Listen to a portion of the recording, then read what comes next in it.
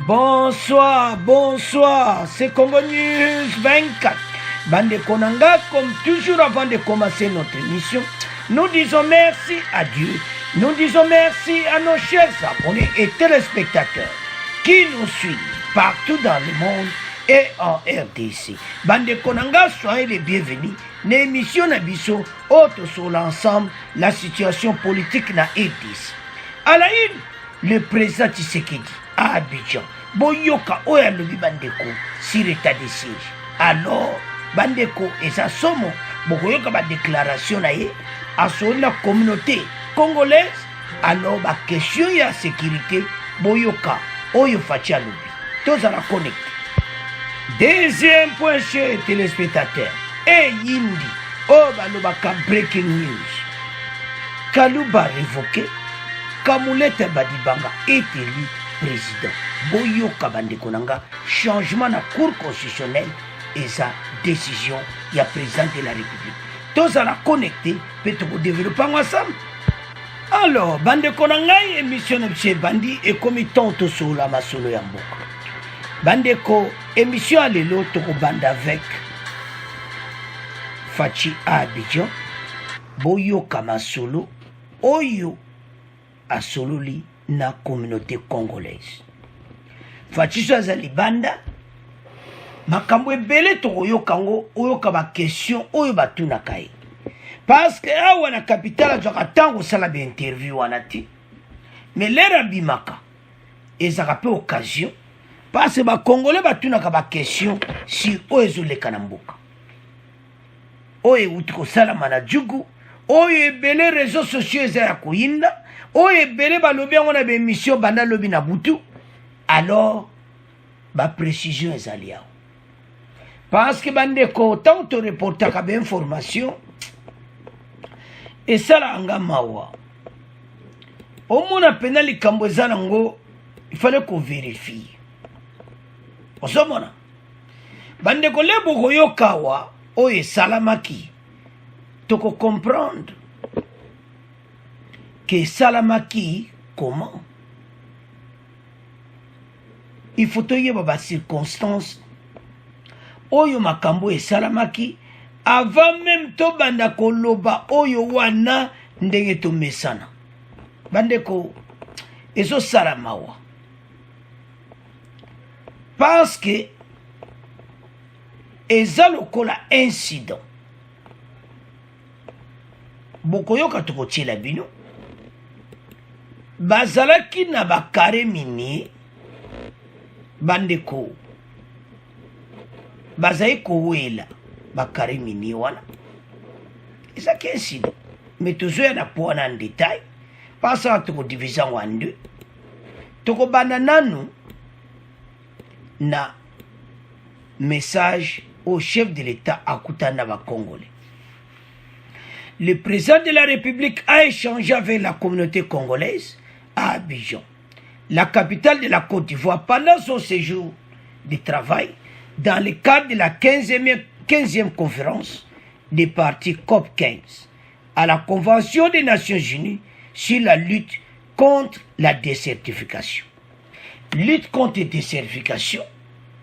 Alors, Fachi Azalaki na Abidjan, pour na oignon ce salama, biso za la grande forêt équatoriale, il fallait kende.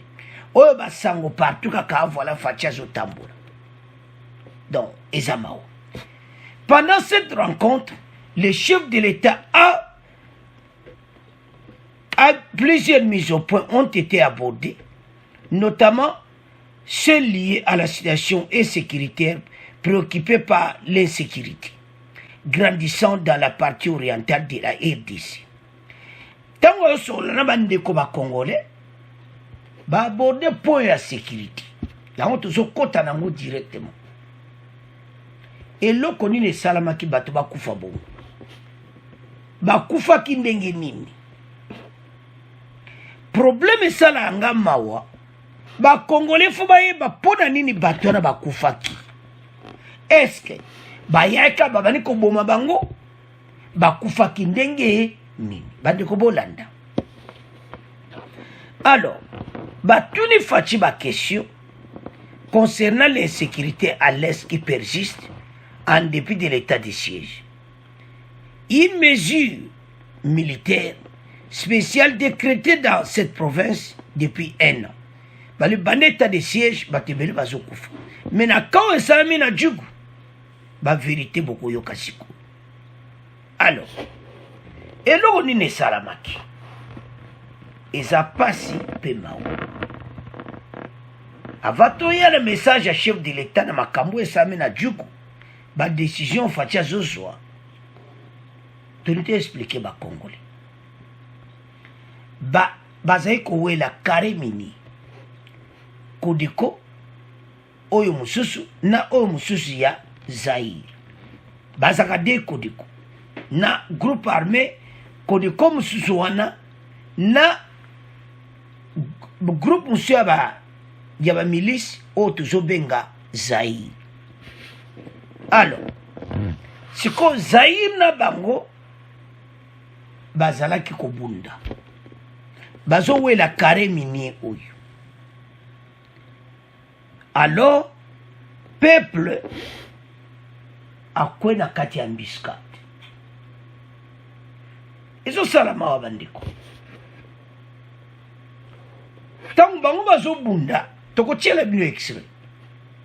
Alors, tangu bazo beta ba biloko wana bazo bunda entre bango. Peuple oyo nabo bazalaki kuna, nabo bazalaki donc mawatro. Alors, peuple a quoi victime. Il y a Bitumba, il y a des groupes armés. Bazo ouais la carré mini. Pour bomona, guerre ezana est. Ba groupe armé wana bazana ba konzina bango. Pona makamba oyo peuple congolais sa kokufa. Bitumbe bandi, embuscade. Peuple a continué à catcher un problème. Bazo beta na masasi. Peuple a zalaki wana na kati. Peuple pe bakufi. Eza mawa bandeko. Tangu farde se bayi. Eza ki mpeta. Batu wana. Bitumba wana pe ya gosila. Talaba mort, likolo bazowela nini carré mini. Yango to esa bandeko ba Congolais. Ba message oyo toyebi bien que aller au le ban état de siège. Mais ba traître basé bili. Pour beaucoup tant beaucoup yoka bo comprendre nzoka nde batu bakufa kezala kiboyi. Pas c'est ça la kamawa.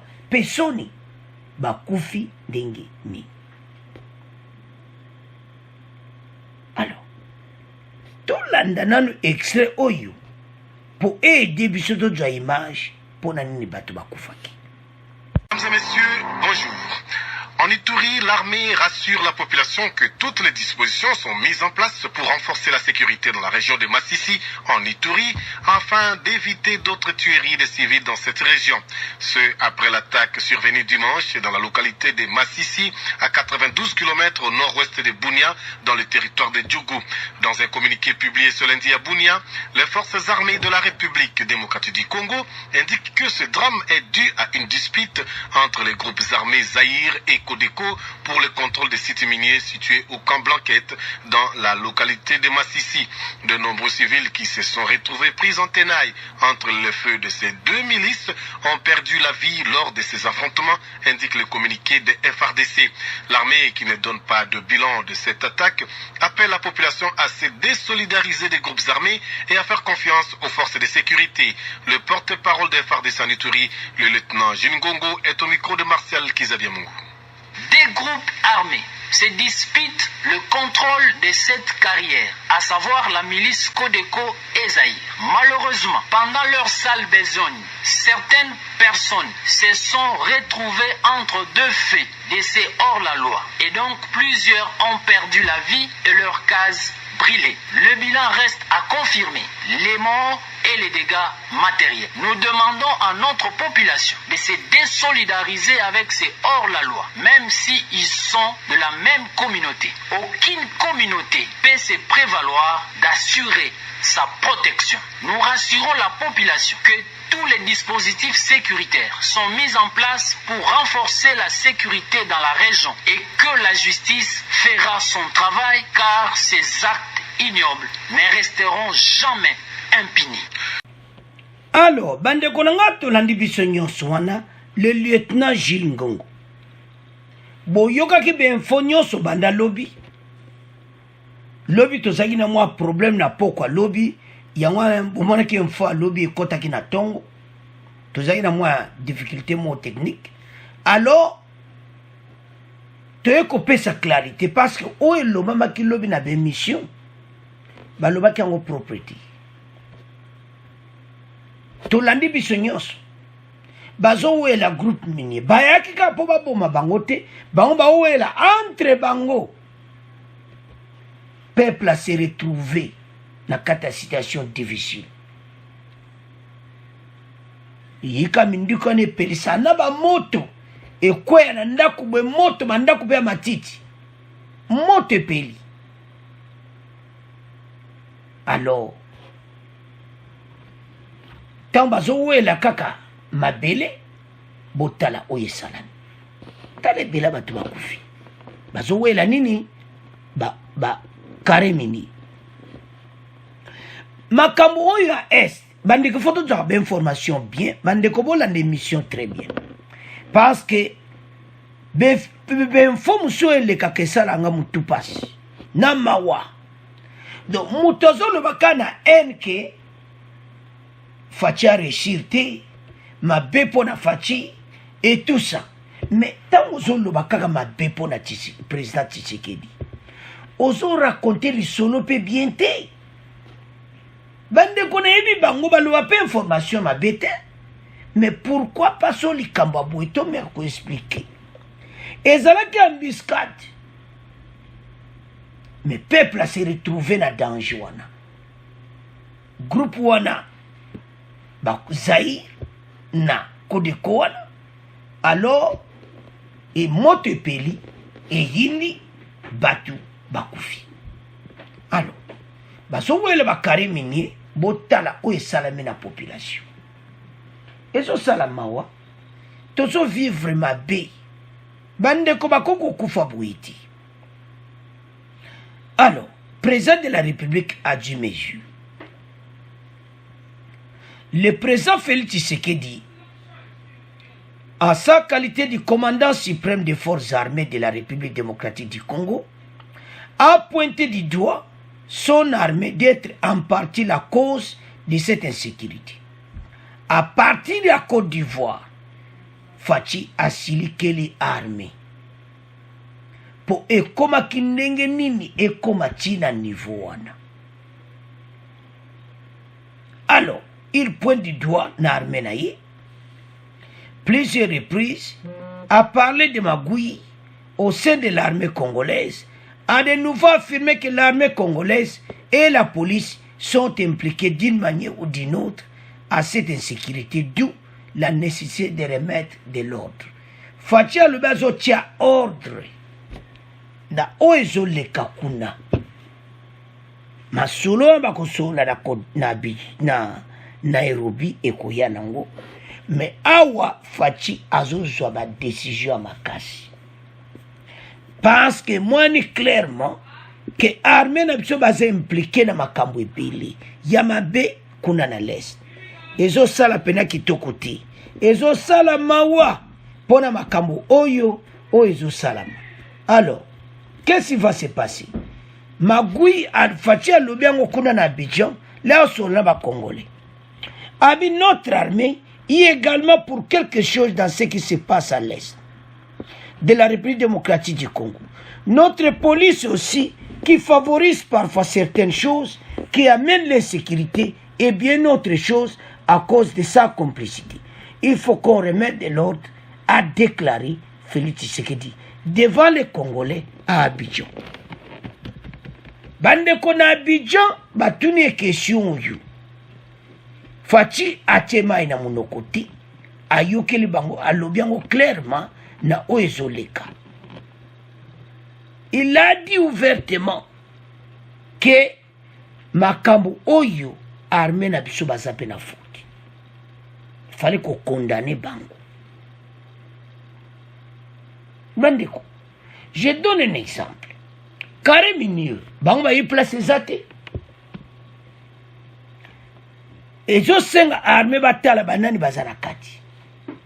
Carré Minieux yo, bango ba y place zate. Tala peuple ne ko jali waka ya boyi.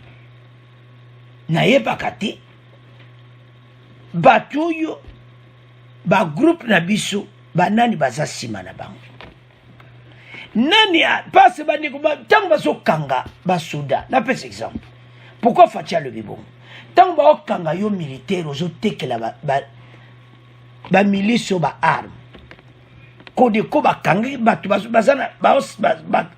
baza na prison bakangaki bango bazotekela kodeko minduki siko tokopesa foti na nani Faci aza na raison ya okondane FARDC côté oyo boyoki FARDC azoloba ona kanda parce que bayebi ete Faci asi asiliki peuple akokufa bongo te yango alobi ke bango il faut batika makambo mabe d'abord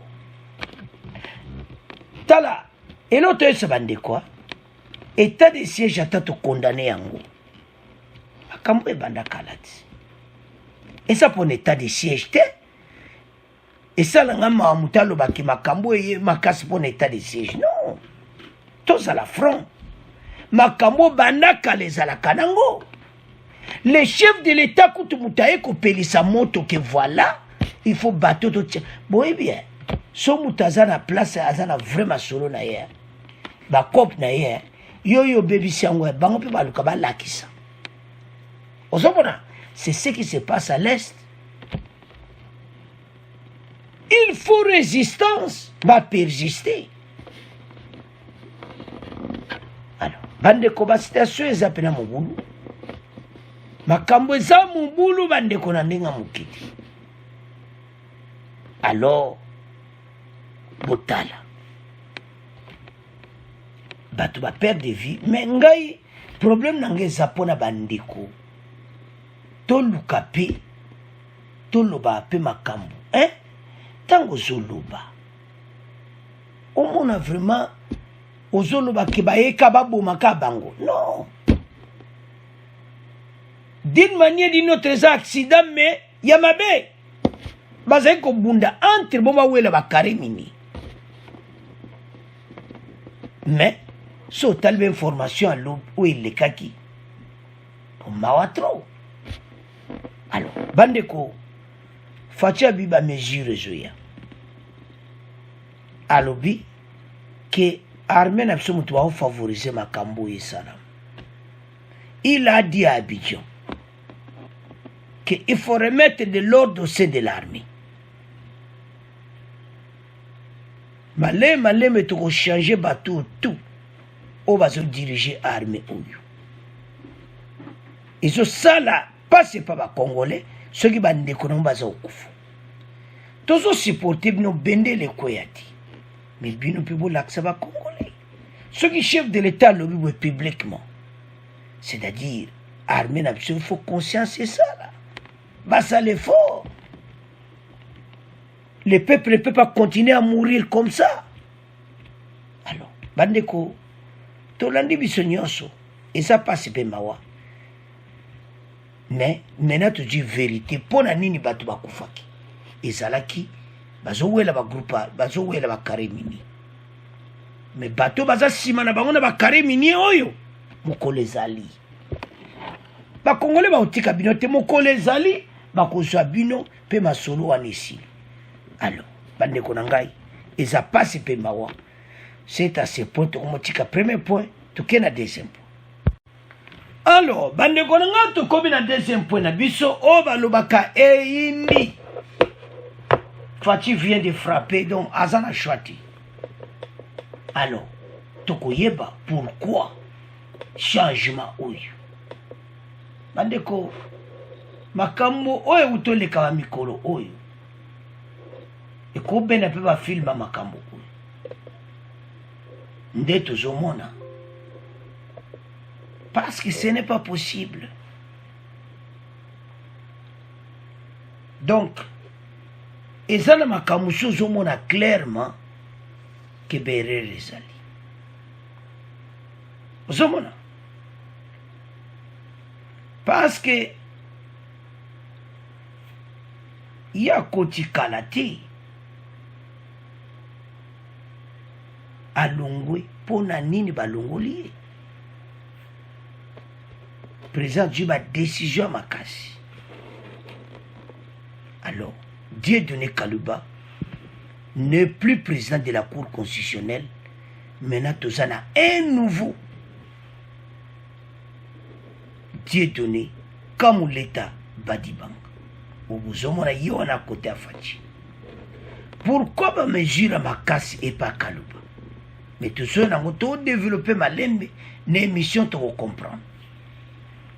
Et Yindi, le juge Dieudonné Kaluba Dibois n'est plus président de la Cour constitutionnelle et du Conseil supérieur de la magistrature. Il a été écarté mardi 10 mai 2022 dans l'élo à l'issue d'un tirage au sort avec le juge Prince Fungwa Molima. Les deux ne font plus partie de la haute juridiction. En dépit de leur mandat de 9 ans, selon la loi, tous les 3 ans, la Cour procède au renouvellement d'un tiers de ses membres qui peuvent être aussi réélus. Le troisième, qui était aussi concerné par ce tirage au sort, est Polycarpe Mongoul, décédé récemment. Wana Oyo et Bimina Cour constitutionnelle. Alors, c'est quoi yo? Jeune Afrique à l'habitat, ngai fona lo ba vérité à ma soul. Donc l'heure est grave. Donc neto loba. Ma solo ezaki tirage au sort. Mais Salami après lettre y a son excellence. Boyebi bino mon émission to salaki. Boyebi émission to salaki ya lettre ya Matata Mponyo. Au présent à la Cour constitutionnelle, à l'obaki que bako samzi sous Matata ti. Alors qu'il y a des infractions. Bako samzi sous Matata Mponyo ti. Pourquoi? Bwana tozo pesa baidi. Soto le baide c'est-à-dire tozo mona ndenge makamango eza. Dossier Matata eza na kati ya ba problème oyo ya Matata Mponyo. Nde tozo mona parce que ya kotisika. Lettre makamunini oyo salami. Alors tolanda oyo komamia. La Cour constitutionnelle a procédé au renouvellement de 3 de ses 9 juges. Selon un document signé par le greffier en chef, l'audience du 10 mai pour le tirage au sort des nouveaux magistrats a été convoquée après que Félix Tshisekedi a donné des instructions en ce sens via une lettre de son directeur, Guilain Nyembo, date le 6 mai 2022. Lettre otangweye bango siko babandi ba tirage au sort et salami. What otiko kala bilbo bon comprendre déjà ma solo ndengeza. Alors, tango lettre quoi et où t'es pas président de la République. Signé par le directeur d'Irakab Guilain Nyembo. Boyebi lettre wana que dans lettre où t'es la présidence, bayebi makambo ya lettre matata mponyo te wa tozopesa baide na nde tozocomprendre lisumu parce que botala lettre wana oyo biso totiaki oyo eutaki présidence abimisaki botala bokomona ke ndenge makambo yango eza. Alors le 10 mai pour le tirage au sort des nouveaux magistrats a été convoqué après que Félix Tshisekedi a donné des instructions en ce sens via une lettre de son directeur du cabinet. Alors, tirage au sort de Salami, Dieudonné Kaluba, Libanda, Dieudonné Kamuleta Badibanga, Akoti. Baponi mbala moko esili masolo esili. Selon plusieurs sources, au sein de la plus haute juridiction du pays, mais aussi dans l'entourage du chef de l'État, c'est ce dernier qui a demandé le remplacement de Dieudonné Kaluba. Donc, ils ont montré clairement que makambo ezalaki bien te. Donc, ce qu'on tali, au moins que ezana dossier moko ezaki flou, dossier wana mute bendeli Kaluba ba makambo yo nyonso. C'est pour cela que juriste Dieudonné Kamuleta Badibanga, ancien conseiller à la Cour de cassation et juge à la Cour constitutionnelle depuis 2020, alors Aza Libanda. Tobandeko, l'heure est grave. Yanto Sava Congolais était mboka makambo ezali mboka ezokende nango faci aza na contrôle. Ozomona, mais bandoki ya Congo balali te. Yango ba décision faci azozwa ayebi. Parce que emoni clairement soki eza makambo matata mponi watu toloba kaka soki ezali mpona makambo ye mwana clair baki président cour constitutionnelle akoki te. Est-ce que eza cop? Est-ce que matata asali masolo? Est-ce que bamoni ke mutu azodirige mboka akotrahir mpe mboka bandeko eza place wana eza place akosakana nango te. La magistrature ya RDC ozodirige yango totika bashiko lisu ya président de la république eza wana parce que bango bato bazodeside mpona mboka. Alors batala nani oyo bakokotia ozomona siko ntango makambo ya boye ezosalama bazala na confiance no te.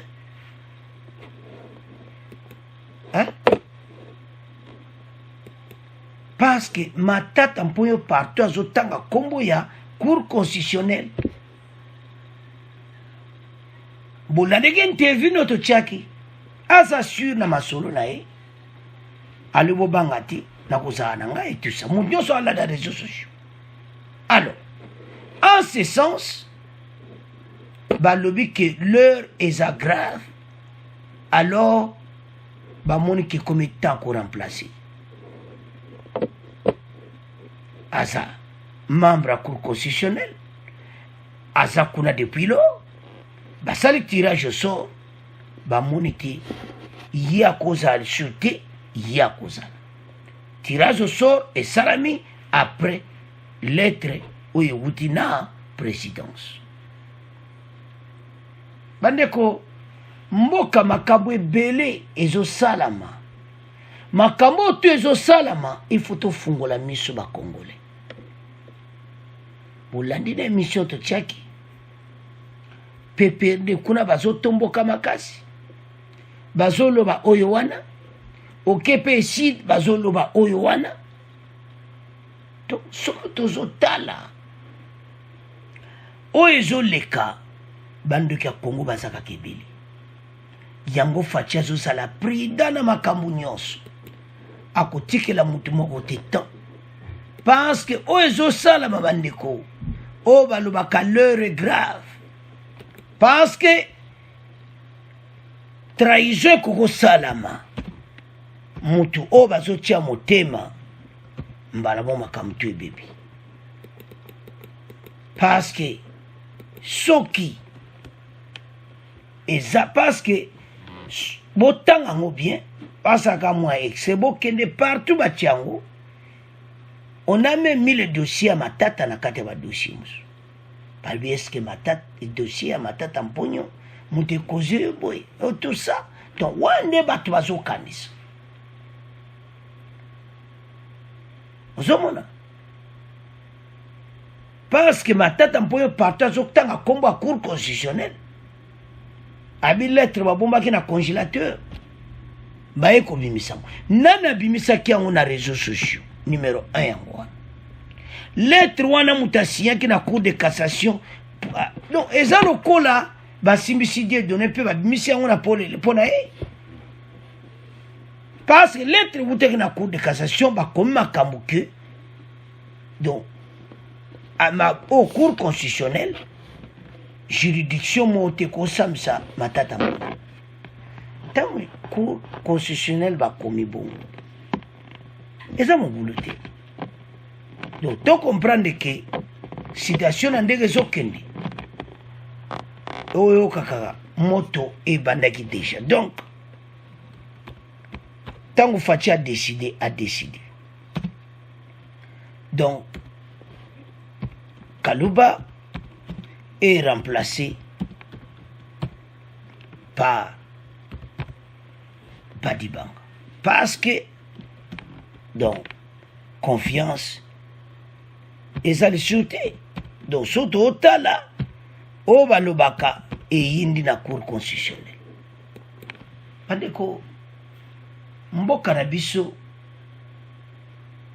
eza na ba problème epelé à ko résoudre Fachi akuti mboko na des autres azoluka abongsa mboka bato mabe batondi na bango partout parce que ce que ça solo que makambo matati cause makambo pe eza ko zamona ce que ça bon nous on n'a pas de preuves tout ça qu'on peut savoir idée ce que ça pona bongo c'est que les kamali konde les kakiwa parce que ma tête a vraiment confident qu'il y a ici et tout ça alors qu'il y a un dossier où il y a Zalaki premier ministre était ou Zalaki ministre des finances parce que au premier ministre bande ko bokanga lonzo bossa nango et ça clairement na RDC ex premier ministre ex président de la République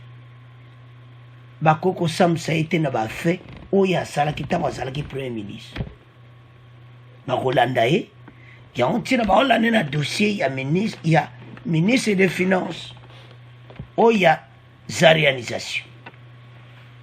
Il y a un prison à ciel ouvert. Alors, botala siko dossier, ndenge e yindeli, Dieu donné, Kalouba. Mais, où est ça clair et ça qui, instruction est, tirage au sort, ba relire mutu mususu. Alors, pourquoi tirage au sort salami après que Félix Tshisekedi a donné les instructions? Biso zotanga, totanga ensemble na bino, que l'être est le 6 mai, yangone mute yindisi basolo, botala na émission na biso so rataki yango, zonga na émission na biso ya 2 jours passés, tala yango le 8 je crois, okomona lettre wana tanga yango lisubongo zonga na émission, o comprendre que masolo yango ekokozala ndenge wana. Ba Congolais chef de l'état azolinga mboka oyo ebonga, ba décision azozwa pour l'intérêt de la nation, mboka etambola bongo. Alors bakopesa faute baninga ne moko basali tirage au sort balongoli batie moto mosusu. Donc c'est ça. Mais mboka moka sona otala nabi notre beau pays. Nzamba sunga Fachi asala 2e mandat abong sélection mboka oyo.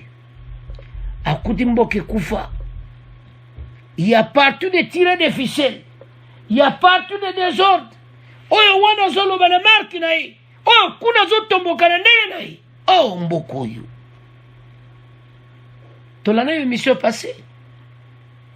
Ex-président de la République a renoncé. Pourquoi? Matata Mpoyo kuna pe a posé candidature. Tout ça. Et ça m'a dit. Donc 2023, ezamo ya kuyinda ekozala pe donc oyo balobaka esi eyindi na mais déjà talaka mikolo dia moto ndenge ezopela.